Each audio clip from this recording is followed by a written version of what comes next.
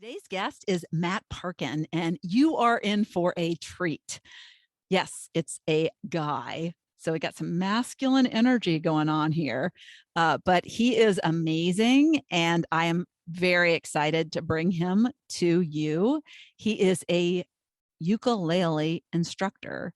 And so he has an academy and he teaches people how to play a song, people who have never played instruments before. So this is a long conversation. We went, I think, close to 50 minutes, but it was totally worth it. And the juicy parts are in the latter part of my episode, as most of my episodes are. So we get going. It's almost like a car that warms up and finally the heat gets on. So, but he is a delight.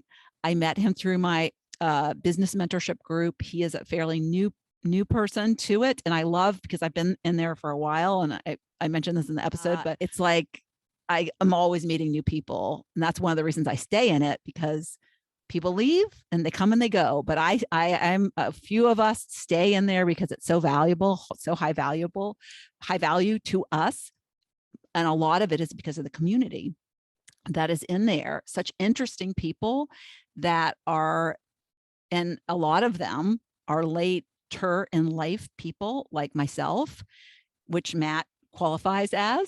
And so you'll hear his story and how he's had different pivots in his life, but what ultimately has led him to what he's doing now, and how fantastic he is at what he does, and how excited I am that I will be getting to work with him personally, because he's going to teach me how to play the ukulele, which is upcoming stuff that we're going to do a part two.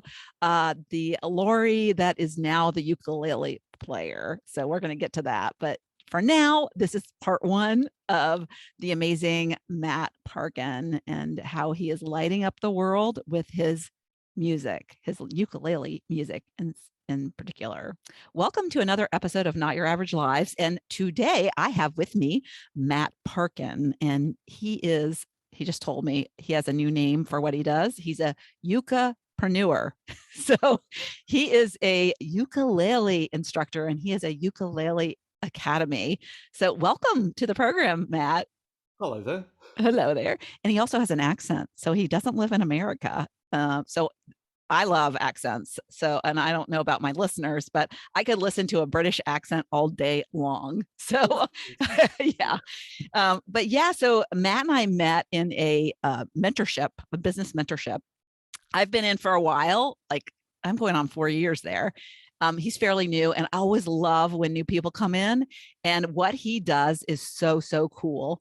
And it's actually going to lead me to, he's going to teach me. And so we've been actually talking for a half an hour before we pressed record. So we're very chatty, and I'm excited to bring him to the program and introduce him to my listeners and anybody who might be interested in learning an instrument. So let's start with, because you have a fascinating career, and you are in the mid to later in life. People always say midlife's like 40, and we're like past that, right? He's Oh yeah, well 52. Yeah, past, yeah, well past that. yeah. Yeah. But we're gonna live to 100, so it's like past 100, so it's like midlife. But yeah, so he's such an interesting background, and he's so fun. I mean, I really want you people that are listening to follow him on social media. He's on TikTok now. If you're on TikTok, he has an Instagram account, he has a YouTube account that he's actually building out. He's in the current stages of that, and he's getting ready to start a podcast. Mm. But he has a humor about him. He is funny. And so one of my values, I don't even know if you know this, Matt, but one of my values, my core values, is humor. Yeah. And Good. so, yeah. And so that's one of the reasons why I love your stuff so much, is because you're just like so genuine and so cheerful. And, I just like when I look at some of your videos, you just like, you made me smile. And so I want to go back and consume more. So good on you for that. So, yeah. Cool. So talk about, what your past, like, how did you get into music? I guess that's where we should start, since you're a ukulele teacher. How did you get into music? And then we'll kind of like go through the path where your specialty is ukulele now. I started playing instruments as a kid. I kind of I was 5. I played recorder. My mum got me into it, and I had the opportunity to start playing the clarinet. when I was about 9 or 10. That led to the saxophone. I started playing the guitar, and then the bass guitar and piano, and I just kind of started accumulating instruments. Now, did you And have to do that in school? Because we had to do learn, well, we had to do chorus or an instrument. And so I um, did chorus, unfortunately, because I it, wish I had done an instrument. we the English system, it used to be, not so much now, but when I was kind of growing up and hitting kind of senior school in the 80s, um, a lot of schools had an orchestra, and there was a little kind of cupboard full of instruments, and you go and say, "Oh, I want to play the French horn," and they give you a French horn. There'd be people who come in, and you pay for your lessons and whatever. And it was quite a good setup. There was lots of music around, which was fantastic. It's less so now, but basically, I I I had a very different musical path in terms of learning than most of the people that I come into contact with now. I took it for granted that, if you were a kid, you played a musical instrument and you had fun with it, and maybe you played in an orchestra or something like that. It didn't occur to me that some people just didn't get that opportunity. Were Um, your parents involved in music? Because I find musical parents will, have their kids start and do that. um, my my grandfather was one of these people that you'd hum him a tune and he'd play it on the piano. And it was all kind of Christmases. We'd kind of go and see my granddad and granny at their little flat, and we'd have to sing these songs that were popular in the 1930s or whenever it was. And that was kind of what we did, and had a bit of a sing. My mum kind of played a little bit, but not really. I've actually just taught her how to play ukulele. She comes along to my classes, which is fantastic. That's Uh, awesome. How old is she? she's just turned 75. She's not my oldest member. I've got Ramona in Sweden, who's I think she's 82, but don't Oh tell me. my gosh, that's so amazing. I love But that. yeah, it's great. So basically, yeah, I always played music. Always played in orchestras, and then I discovered kind of rock and roll and playing in bands. And when I was 18, it was a choice between going and studying the clarinet properly, or playing bass guitar in rock bands and getting, you know, having fun. So I Like chose. having like fans, Well, beautiful ladies yeah, following you around. well, yeah, there was some of that going on. That was Uh, pretty. Yeah, but it was basically, I decided when I was probably 16 or 17. I had this fantastic mentor who's a really good bass guitarist. He's played with loads of people like Bill Bruford. Um, he's awesome. He's fantastic, and he just said, "Yeah, if you want to be a bass player, you can be a bass player." And then by the time I was kind of 19, I was making records with these bands, and then I toured America in my early 20s. That was fun, oh and wow. When was that? What years? Like 91, 92. oh, And how fun. like basically, by the time I was kind of like in my early 20s, I'd kind of done all these things, and it was a lot of fun. Been on television, blah blah, and played with some. If you were kind of a goth in the late 80s, you probably have heard of some of the bands I've been in. I played with a band called The Mission for a while. I played with a band called the Jesus and Mary Chain. They're probably, I hate to say it, Laurie, probably a little bit after your time, possibly. Possibly. I'm not. Now, Yeah. hey, I had kids. I went to their concerts with them. Yeah. They liked they liked Hanson. Do you know the band Hanson? Hanson. Yeah, Yeah. Hanson. I've been Excellent. to like a zillion Hanson. We still are going to Hanson concerts. You're still going to Hanson. Well, they're kind of they're still going because they're touring at the moment. I Oh think. yeah, they tour. They're going to be in Richmond, which is like an hour from me at the end of the month or the beginning of August. So we've already been discussing it. So yeah. Fantastic. That's just great. But yeah, Now they have they have a zillion kids now. So there's the three boys that played, yeah. and Taylor, the middle one, who was like the heartthrob of them and the main singer, he has like six kids. I think she might even be pregnant or just had her seventh. It's crazy.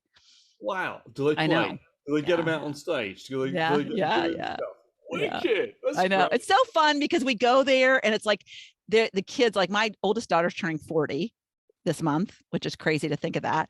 And so now they have kids, my kids have kids. And so they're going to these concerts and they're connecting with these other moms that are, they were teeny boppers. They were like 13 and 14 and like, oh, Hanson. And now they're like adults.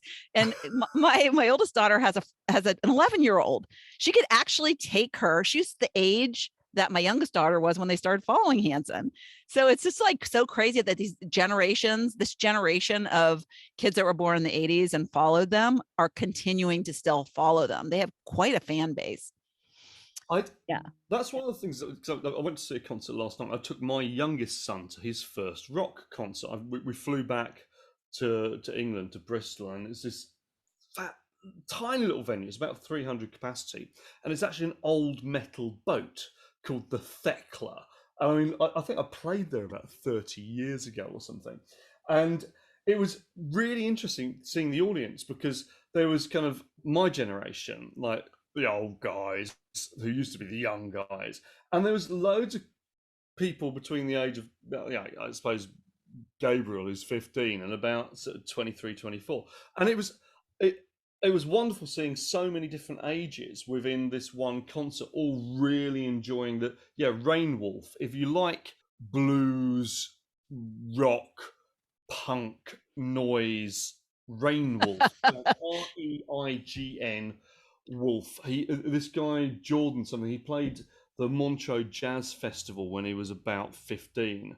And check him out on YouTube. He's awesome. He does a fantastic version of The Chain by Fleetwood Mac on a Oh, mandolin. awesome. Yeah, I wouldn't think like blues and punk rock, like that's kind of like full on very noise. different. Right. It's crazy. All right. So where do you live? Because you said you flew to England. So where do you live now? I live in Gibraltar. Oh, Actually, at this point in time, I'm actually in Spain. I've okay. got a little office flat in Spain, and I live in Gibraltar.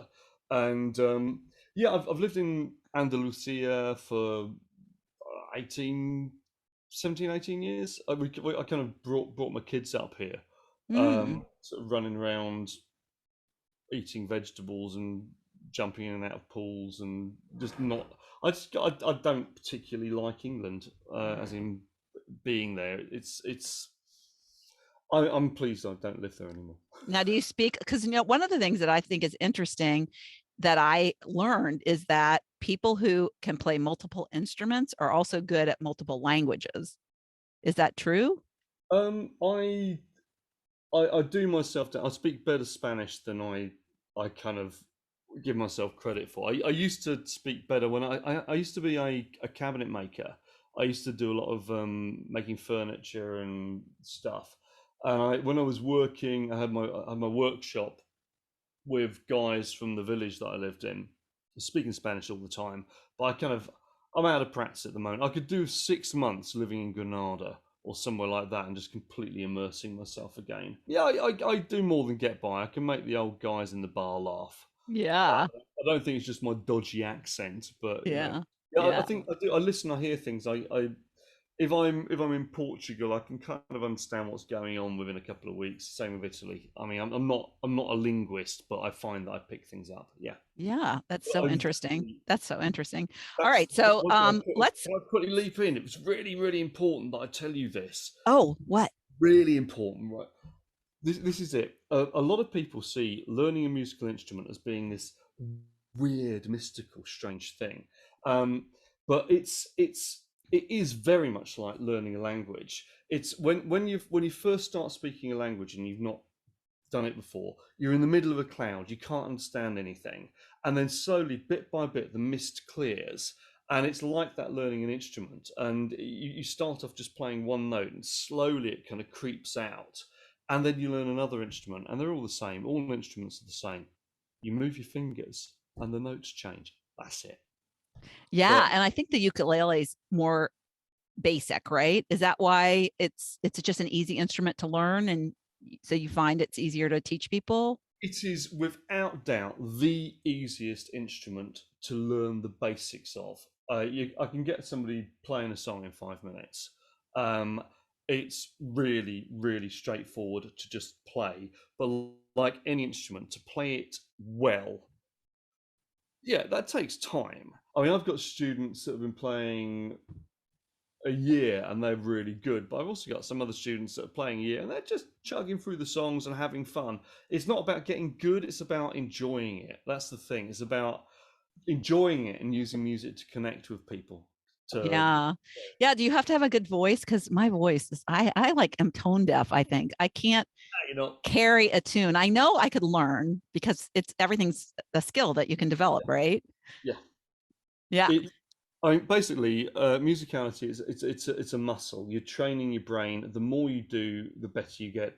I was horrendously awful to my father growing up because me and my sister would just rib him mercilessly because we didn't think he could sing and we thought he was tone deaf. But he joined a choir 10 years ago, and he can sing. He's got a nice tone to his voice, and he is in tune now. And everybody has the capacity to get better. Definitely, it's a muscle. You'll be able to sing. You'll be fine. It's you don't need to be able to sing, but if you kind of sat there with your ukulele and you can sing a little song to your grandchildren, Oh it's my just gosh. I'm so fun. excited. I want to do it so bad. So yeah. So it's so funny because I was telling you before we hit record that I love American Idol and The Voice. And I Yeah, love, to me, what is so special. My husband doesn't get it at all. He's like, oh, how can you get emotional over that?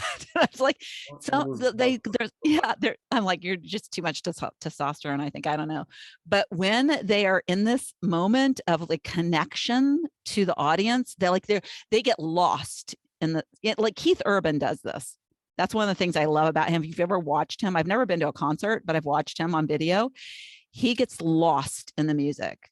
And some of these really fantastic performers, they do that. They just like, they feel into the music and they're really almost telling a story. They're conveying to you, it's more than just singing a tune. And so when I watch these shows, I get really attached to the people that connect the most. And I get emotional.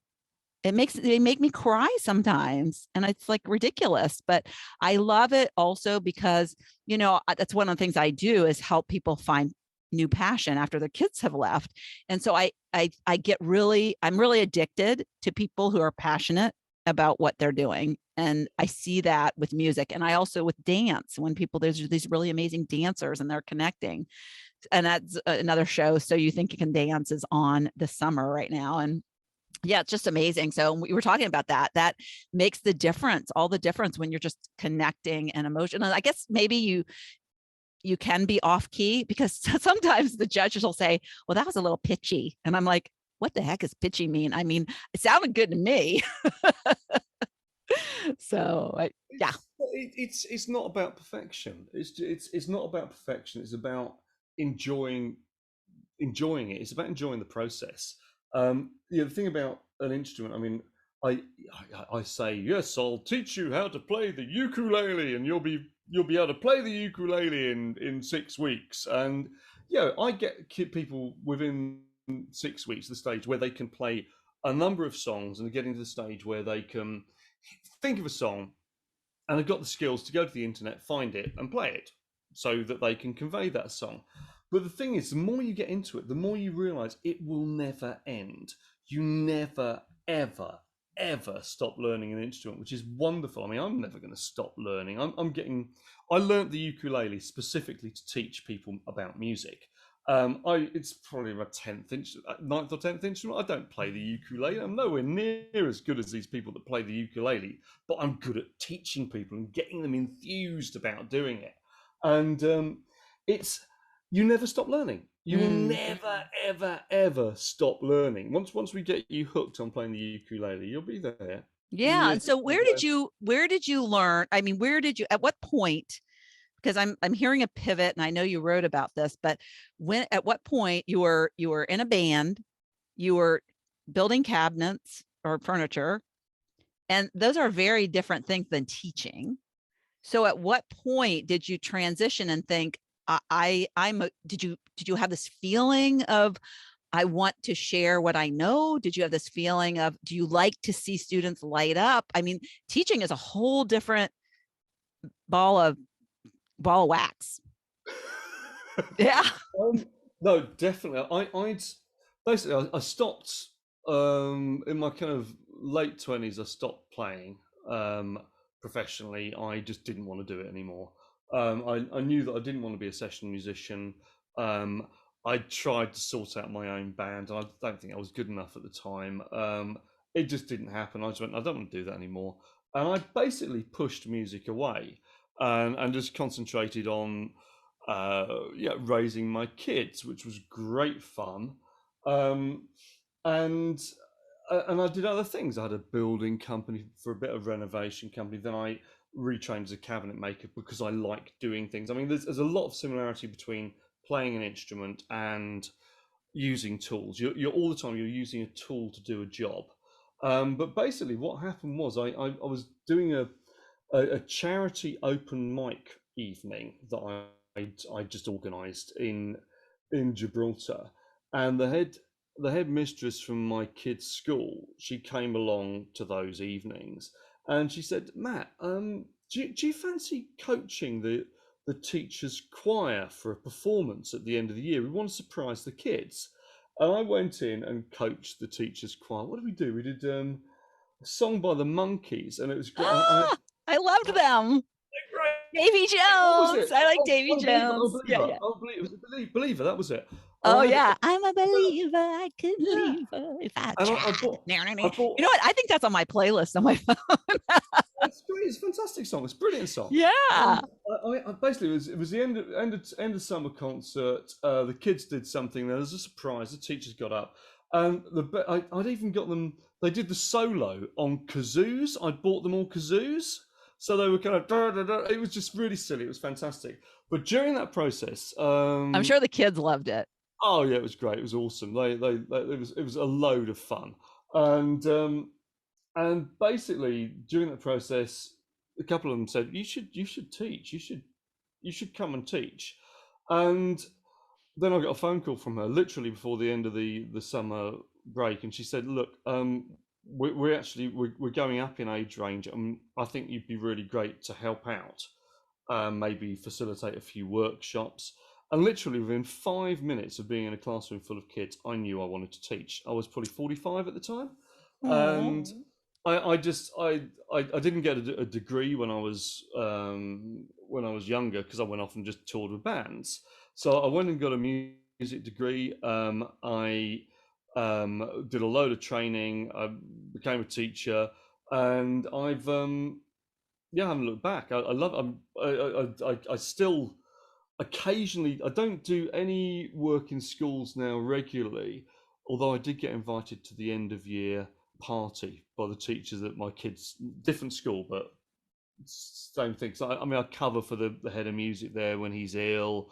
I kind of do bits and bobs. I get involved, but yeah, I used to do these. I learned to play the ukulele to teach kids, and I'd have these like 25-year olds leaping up and down like mental things, all playing the ukulele. I mean, some of them at four, some of them would be chewing the end of it, some of them would be doing chords. But I mean, the thing is, you can get anybody from the age of 4 or 5 to 90 playing and get them involved practically making music. And it's just wonderful. So yeah, I love teaching.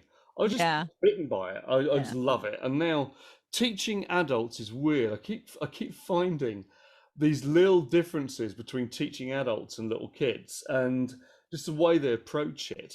And I actually prefer teaching adults. It's more Yeah. challenging.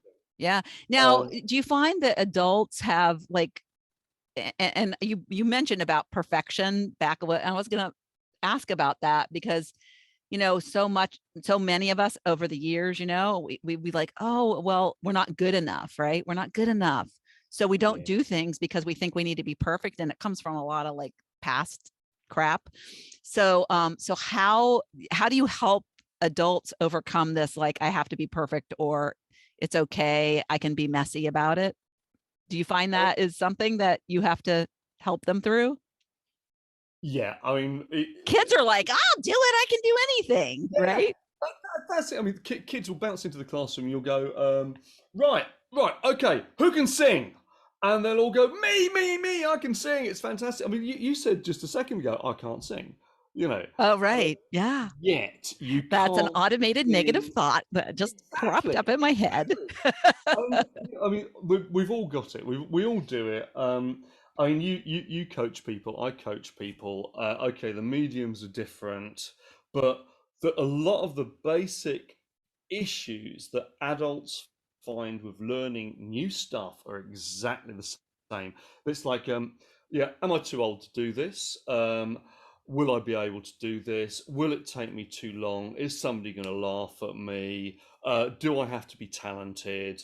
All those. I mean, I'd imagine you if get I a if lot. I if I had any kind of gifts about this, because people think they need to have like a knack. Like I have no musical talent, so therefore, I would have found it by now, right? People like say that. I know because Oh, absolutely. I If I was said meant that. to be a musician, I would Yeah, have done it when I was a kid. No, yeah, absolutely yeah. not. I mean, I've got there's two people from my kind of first cohort of my course who now help me coach inside the Facebook group and everything. And I mean, I'd never tell Bryony, but she's probably better than me now, right? But the thing is, she's just so focused and she's found this thing that she can do. And she's getting really good. And she bought herself a bass guitar and she's got a Oh, guitar. And she's just wow. trying other things. And she's not ready yet to play in front of people. But I mean she's actually very good. And but she's still got these limiting beliefs, but she's slowly kind of working through them. And the other woman that coaches with me, Savina, she's great. She within a year of playing, she joined a ukulele group and she did loads and loads of concerts before Christmas, and she has loads of fun. And she's actually got a whole new area of her social life, which is Yeah, just wonderful. I mean, yeah, that's great. and there's loads of others within the group that are using their kind of newfound passion to kind of just connect with people. I keep finding people in the membership. Yeah, they'll put up. They'll go off and meet each other. They've only met on. Oh, sorry, my cat's saying hello. Oh, I love little black and white cats. I have a black and white dog. So if you're on my YouTube channel, you got to go look at his cat. Really cute. Yeah, I heard the meow and I knew it wasn't you because your lips weren't moving.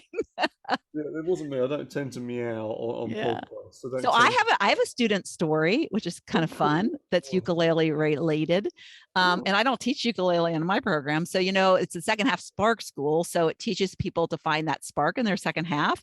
So a lot of people come to me looking for just like they're just flat. They feel empty. They don't know like what it is that they should be doing. And there are quite a few people that are nearing retirement or in retirement, and they're like, okay, help me.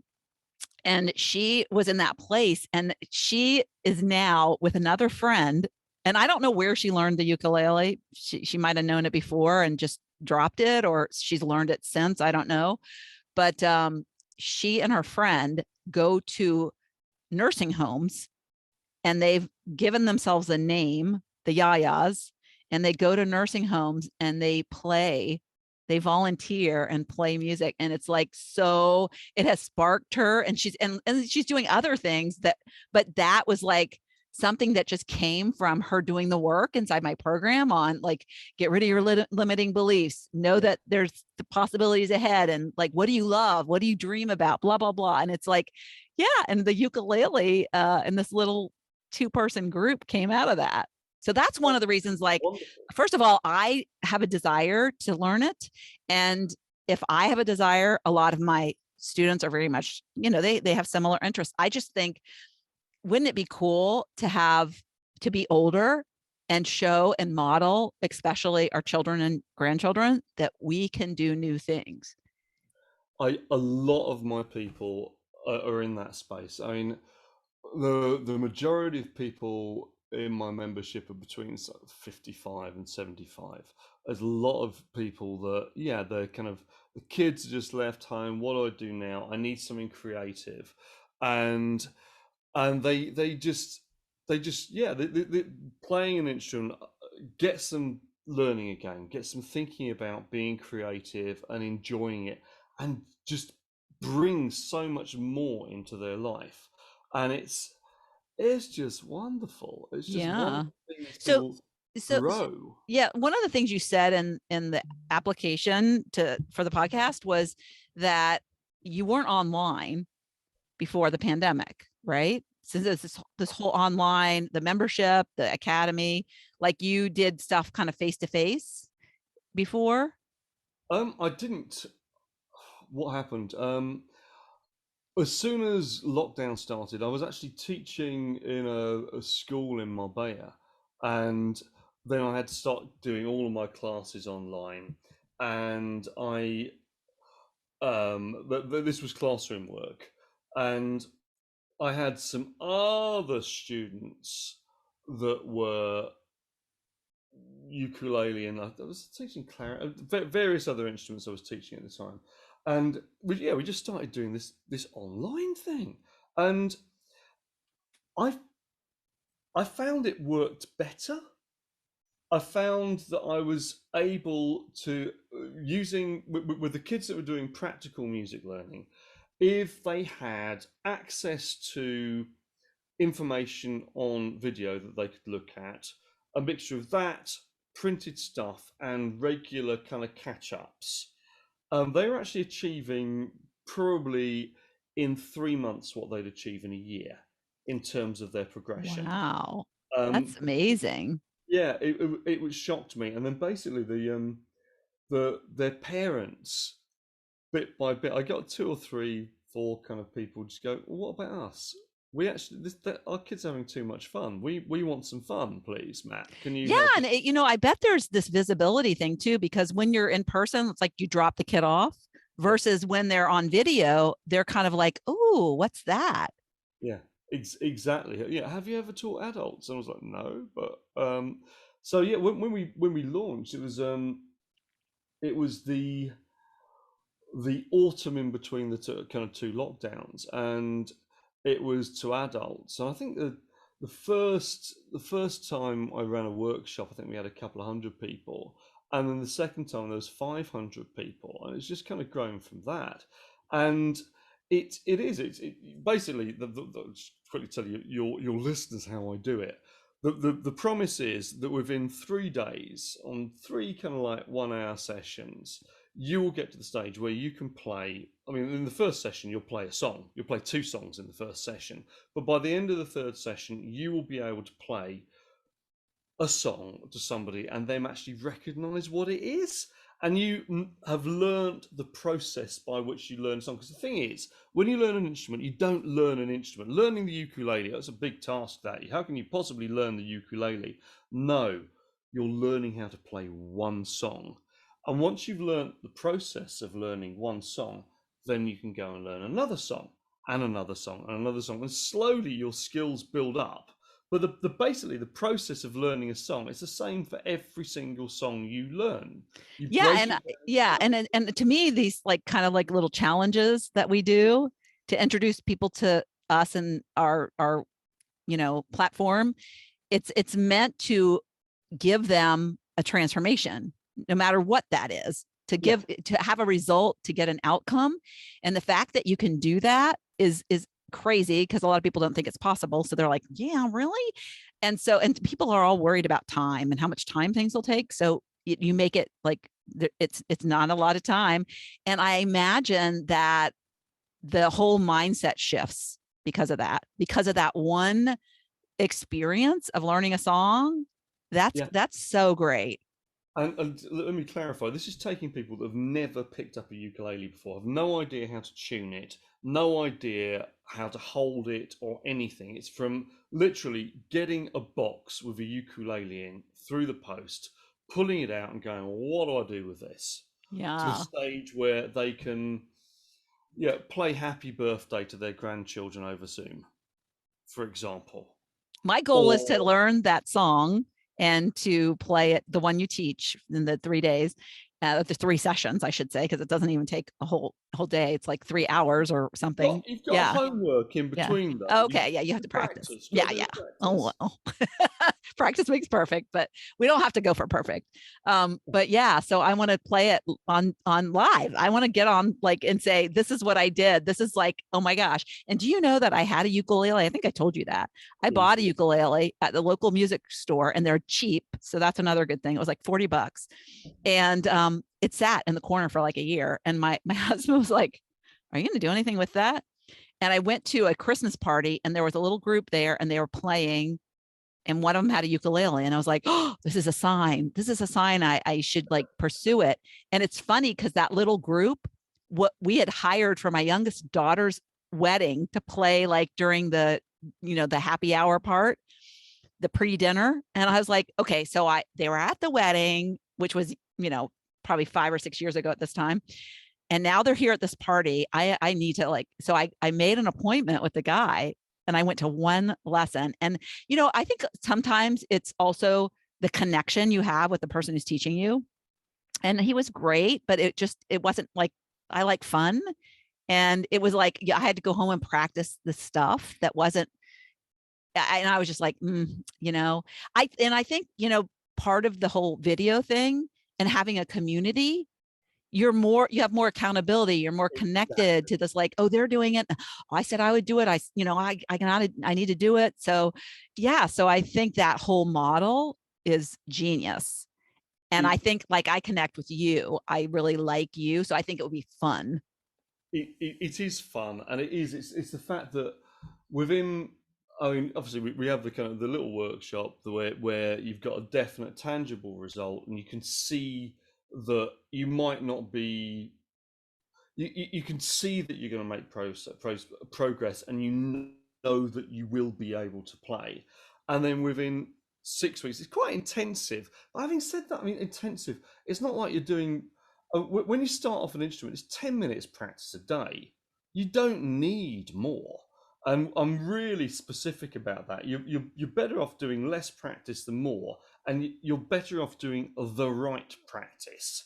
And I'm quite specific about what I get people to do. And within 6 weeks, people have results. They know that they are enjoying it. They know it's fun, and they know they're getting better. And they can join in and play, and they Yeah. can Yeah. play the ukulele to their grandkids. Yeah. And I Or think this one of the songs you teach is something that's very recognizable to my age group. It's a Beatles song, right? Is well, that right? the first song in the first module is "Let It Be," which is Oh, yeah. great. Yeah. We do that. It's I. What other songs do we do? Um, there's loads of great songs. Yeah. But And it, isn't it Blackbird? Isn't Blackbird one of the songs that you teach? no, No. Oh, I thought it was. Okay. yeah, you made that up, Laurie. What was there's a it's about a bird. That's the challenge you do. What's that? What's Oh, that? What three little birds by Bob. three little birds. Okay. Yeah, it's a birds. We've got loads of birds. It's fantastic. It's Not a great. Yeah. blackbird, but it could be. It's Yeah, three. all right. It might be blackbirds. They're small, definitely small. Oh, that's Um, funny. yeah, Okay, so I'm going to shift, and because I want to get this in before we cool. probably need a part two. But so what did you learn? What have you learned about yourself? So that's one of the things that I was curious about because I know you from being in the mentorship, Mm. and so I have seen you, resist and then kind of step up. And so, like, tell me what you've learned about yourself as you've moved to this different platform and as you're like putting yourself out there in the space that, you kind of have to learn how to do some marketing. It's not just about the talent of you can do this as in terms of like you can show people how to play, but you got a business now and you gotta make it work. And it's a lot. Yeah, yeah. I've learned so much about myself. I mean, to put it in context, I over the past 18 months, 2 years, I've actually been through quite a lot of personal change, and that has all tied in with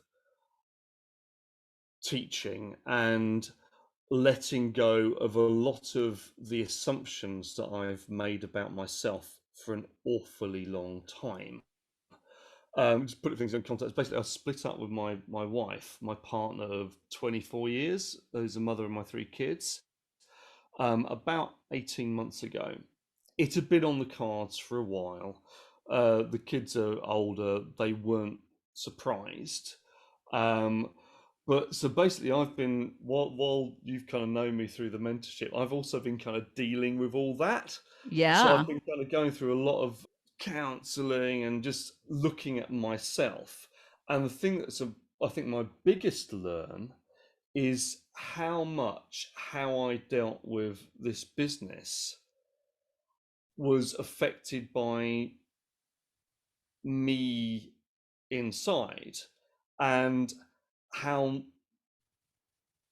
directly related the work that I've done on myself has been on how I've behaved within my business. I mean, don't get me wrong, the business, as in the teaching people online, that's always been fantastic. It's just fun. I just go into teacher mode and it's great.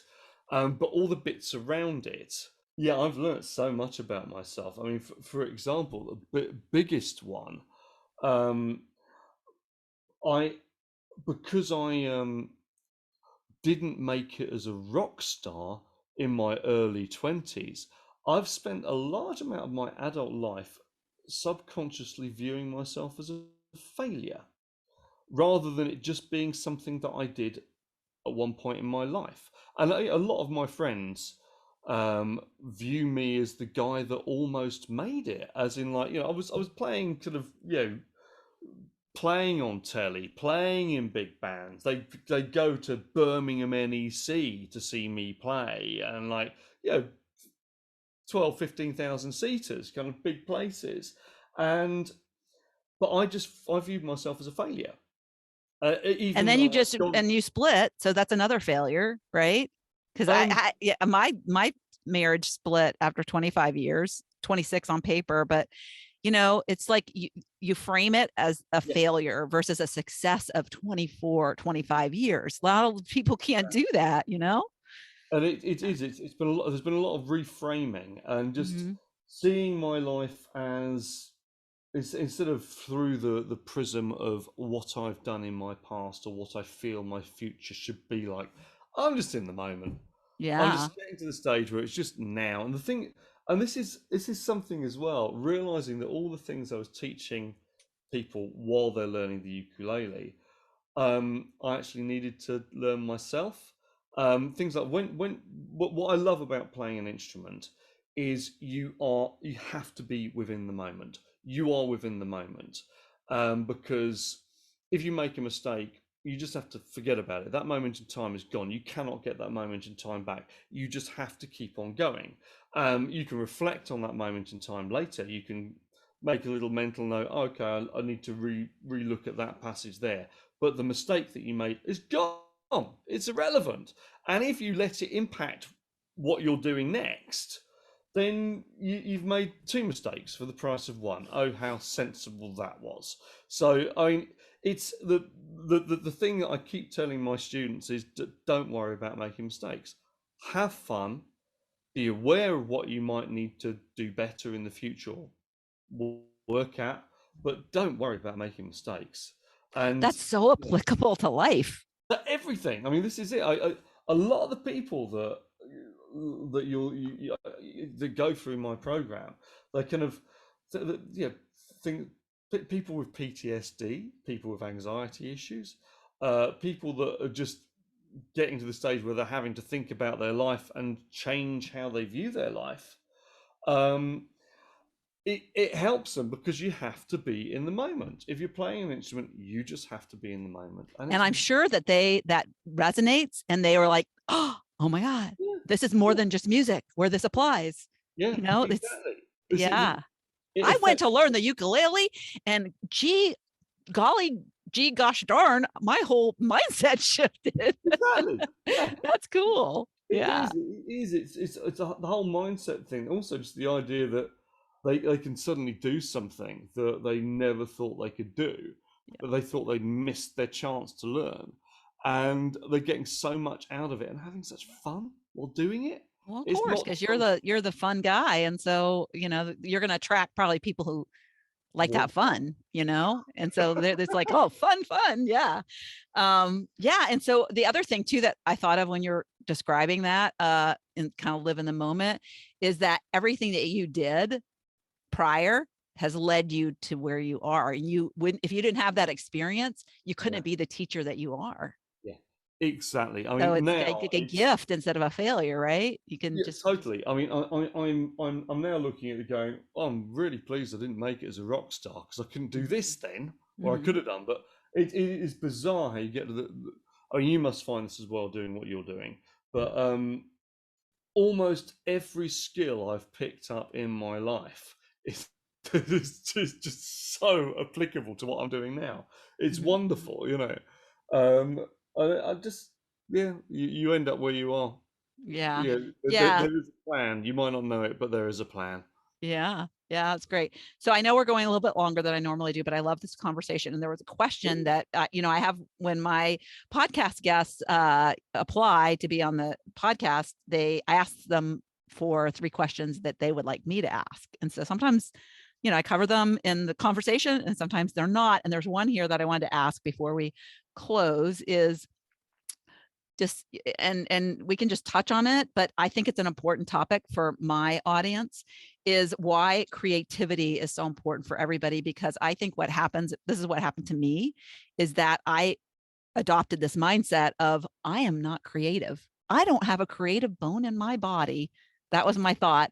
And I just thought, oh, there's people that are born creative, like people like Matt, who can play the ukulele and multiple instruments, but I am not creative, when in fact, we are all born as babies very creative, and society kind of like tamps that down. And what I've learned is there are certain things you can do to kind of like reopen that connection to the creative soul.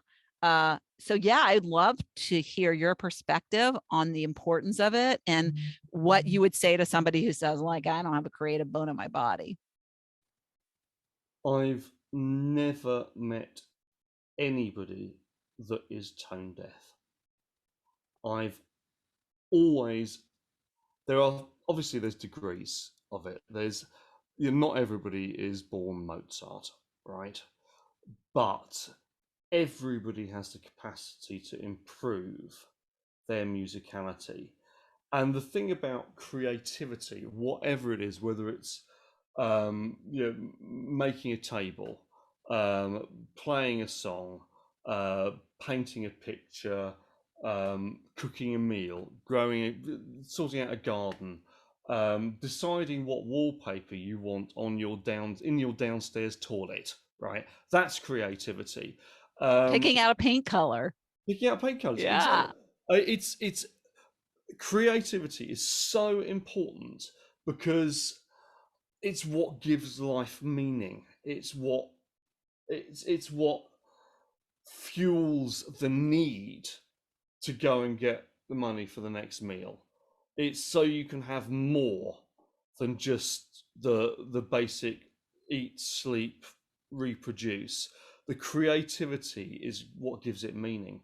And it's just so important, whatever stage you're at in life, to tap into that in some way. And it really doesn't matter what you're doing. I mean, obviously, I'd love everybody to come and learn to play the ukulele. We've been through that. But if that calls to you, great. If learning how to make a pot calls to you, if making the best barbecue sauce you can ever make and making sure that your neighbors enjoy, yeah, it doesn't matter. Just be creative. It's what makes us human. That's I it. think also being and carving out time to sit with your thoughts and say, what, maybe ask the question or have an intent for a meditation session of, what does creativity look like for me? What could it be? What could it be?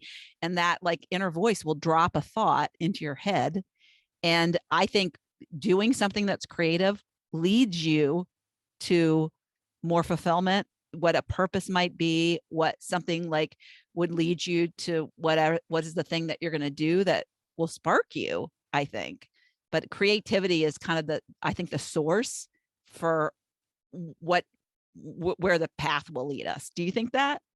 I think it doesn't matter whether you know where you're going to end up. It's about starting something and seeing Yeah. where it leads. Yes. Like, not everybody knows that. Yes, I knew I wanted to be a musician, right, from a very early age. I was really certain about it. Not everybody knows. That doesn't matter. Pick something, give it a go, and if you don't like it, try something else. So, yeah, basically Yes. start the path. Start the Yes. path. See where it goes. You probably won't end up doing what you thought you'd end up doing, but it doesn't matter. Yeah. It just get out Yeah. there and get Yeah. creative. Starting is always going to get you closer to Yeah, yeah, it's exactly, always going to get you closer. I love that. Okay. And then the very ending that I like to end with is, what does living a not your average life exemplify to you? And, or what does it mean to you? And how do you exemplify that? I think Right, you've I lived know. a very not your average life, but going forward, how are you going to continue to do that? I know I wrote something really, really, really, really pithy on your application. I've got no idea what it was, so I'm just going to make something up. Right, I'm going to make something up. I've got no idea. Living not your average life.